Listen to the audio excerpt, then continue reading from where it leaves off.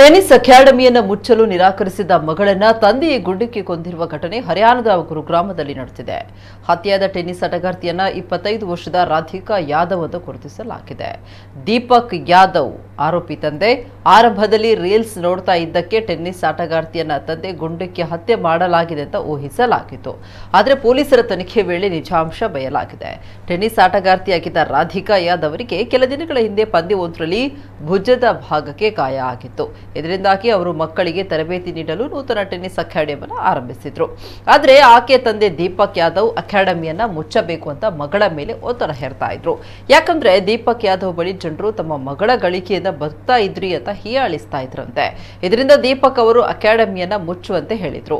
ಆದ್ರೆ ಮಗಳು ತಂದೆಯ ಈ ಮಾತಿಗೆ ನಿರಾಕರಿಸಿದ್ಲು.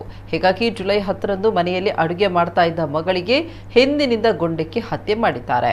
ಘಟನೆ ಕುರಿತು ಗುರುಗ್ರಾಮ ಪೊಲೀಸ್ ಠಾಣೆಯಲ್ಲಿ ಎಫ್ಐಆರ್ ದಾಖಲಾಗಿದ್ದು, ಆರೋಪಿ ತಂದೆ ದೀಪಕ್ ಯಾದವ್ನನ್ನ ಪೊಲೀಸರು ಬಂಧಿಸಿದ್ದಾರೆ.